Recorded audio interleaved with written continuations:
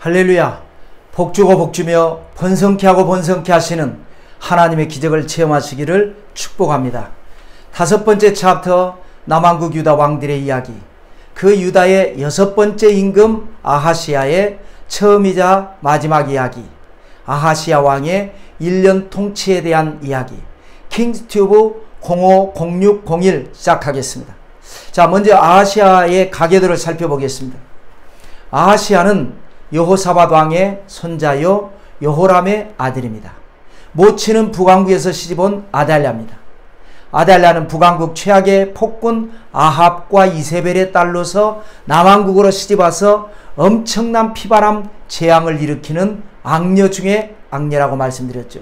오늘 그 사건이 일어납니다. 아하시야 왕은 비록 짧은 1년을 통치했지만 4가지 비극으로 사건을 정리해 볼 수 있습니다. 첫째는 왕위 계승의 비극입니다. 누가 왕위를 물려받아야 하는가?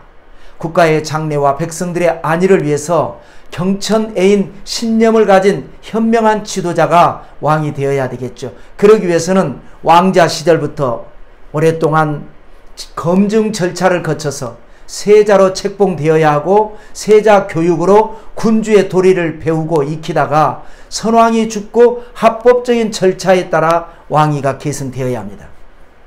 그런데 남왕국 유다의 6대 아하시야는 그런 절차가 없이 왕이 되었습니다. 예루살렘 주민이 여호람의 막내 아들 아하시야에게 왕위를 계승하게 하였으니 이는 전에 아라비아 사람들과 함께 와서 진을 치던 부대가 그의 모든 형들을 죽였습니다. 이러므로 유다왕 여호람의 아들 아하시야가 왕이 되었더라. 자, 5대 여호람 왕. 그는 개혁군주였던 아버지 여호사밧을 따르지 않고 장인인 아합을 따라 악한 정치를 자행했다 그랬죠. 자, 왜 그랬다 그랬죠? 북에서 시집온 왕비 아달랴의 나쁜 내조 때문이다.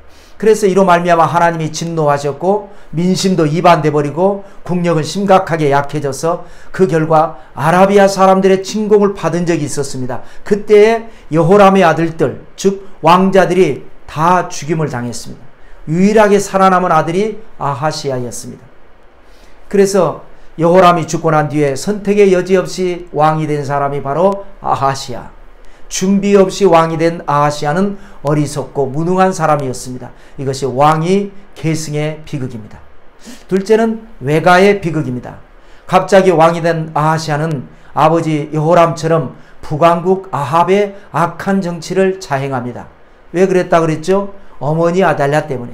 아하시야도 아합의 집 길로 행하였으니 이는 그의 어머니가 깨어 악을 행하게 하였습니다.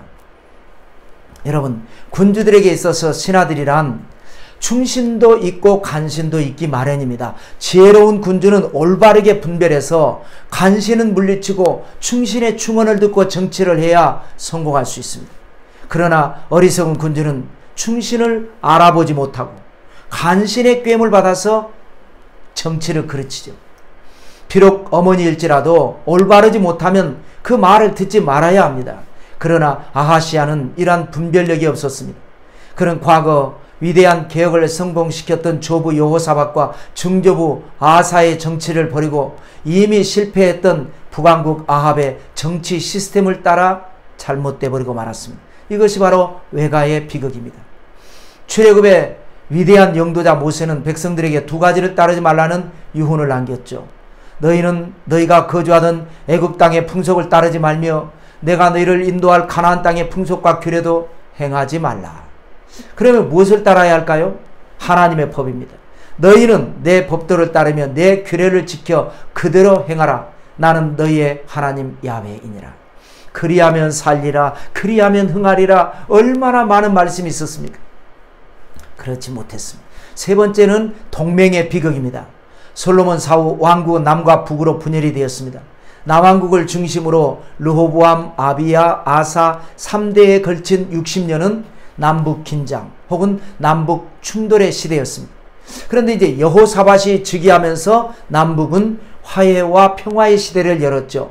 그래서 4대 여호사밧, 여호람, 아하시야, 아달랴까지 이 4대 40년은 북왕국에서 시집온 아달랴 때문에 남북 평화를 얻었습니다. 그러나 남왕국 유다는 아달랴 때문에 쑥대밭이 되는 비극을 겪죠.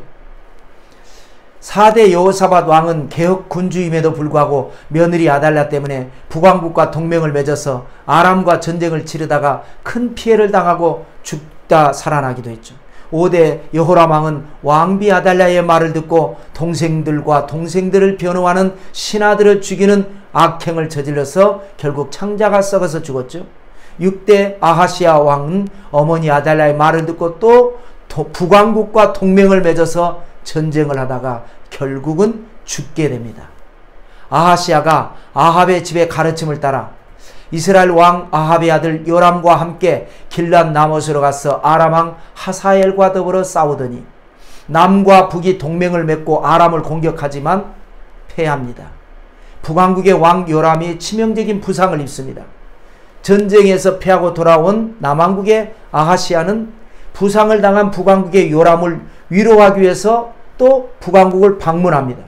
그 상황에서 군대 장관, 북왕국의 군대 장관 예후가 반란을 일으켜서 자기의 왕 요람을 죽이고 남왕국에서 병문안 차 온 아하시아도 죽여버리고 맙니다.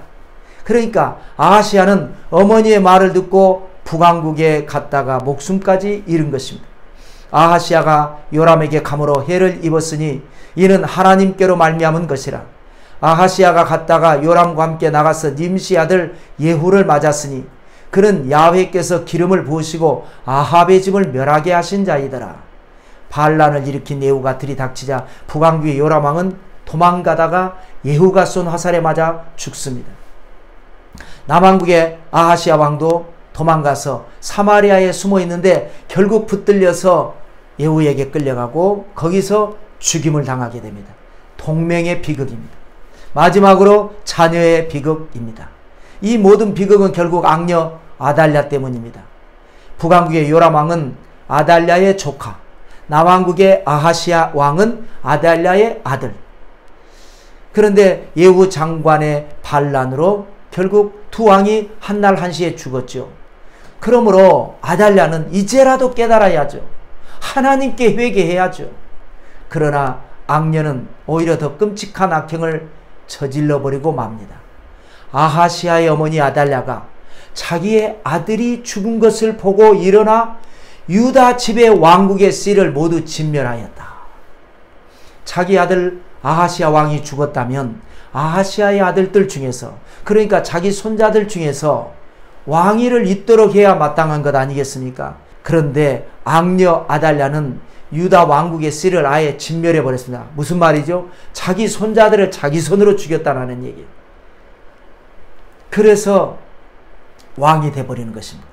그런데 이제 갓 태어난 요아스라고 하는 왕자는 미처 계산에 넣지 못했습니다.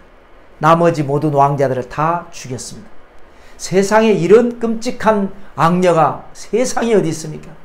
악마에 사로잡히면 이렇게 됩니다. 요아스가 그들과 함께 하나님의 전에 6년을 숨어있는 동안에 아달랴가 나라를 다스렸더라. 하나님의 감추어 두신 어린 왕자 요아스가 숨어서 성장하는 동안에 악녀 아달랴가 6년 동안이나 남왕국 유다를 통치했습니다. 그런데 참 희한한 것은요, 아달랴는 아합과 이세벨의 공주로 남왕국에 시집을 왔지 않습니까?